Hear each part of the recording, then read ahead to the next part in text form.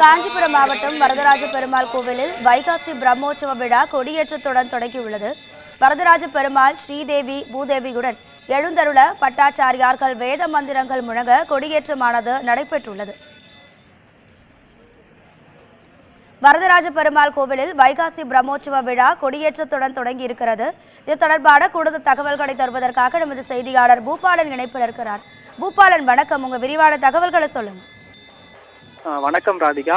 108 வைணவ திவ்ய தேசங்களில் ஒன்றானதும் உலக பிரசித்தி பெற்ற அத்திவரதர் கோவில் என்று அழைக்கப்படும் காஞ்சிபுரம் வரதராஜ பெருமாள் கோவிலில் ஆண்டுதோறும் நடைபெறும் வைகாசி மாத பிரம்மோற்சவம் இன்று வெகு விமர்சையாக கொடியேற்றத்துடன் துவங்கியது. வைகாசி பிரம்மோற்சவத்தை ஒட்டி அத்திகிரி மலையிலிருந்து இறங்கிய வரதராஜ பெருமாள் பக்தர்களுக்கு காட்சியளித்தார்.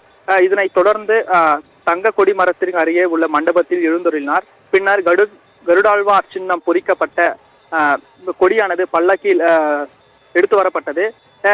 பின்னர் 48 அடி உயரம் கொண்ட தங்க கொடிமரத்திற்கு சிறப்பு பூஜைகள் செய்து மேலதாளங்கள் ஒலிக்க வேத பாராயண கோஷங்கள் வேத மந்திரங்களை முழங்கியவாறு பட்டாட்சியர்கள் கருடாழ்வார் பொடிக்கப்பட்ட கொடியினை தங்க கொடிமரத்தில் ஏற்றி பிரம்மோற்சவத்தினை துவங்கி வைத்தனர். பிரம்மோற்சவம் துவங்கிய நிலையில் இன்று முதல் வரதராஜ பெருமாள் ஸ்ரீதேவி பூதேவி தாயார்களுடன் 10 நாட்கள் காலை மாலை என இருவேளையிலும் காஞ்சிபுரம் ராஜ வீதிகளில் உலா வந்து பக்தர்களுக்கு காட்சியளிப்பார். அந்த வகையில் இன்று முதல் நாள் என்பதால் காலை உற்சவத்தில் சங்க சப்பரத்தில் எழுந்தருளி பக்தர்களுக்கு காட்சியளித்தவாறு வரதராஜ பெருமாள் 4 ராஜ வீதிகளில் தற்போது சுற்றி வருகிறார். உங்க விரிவான தகவல்களுக்கு நன்றி பூபாலன்.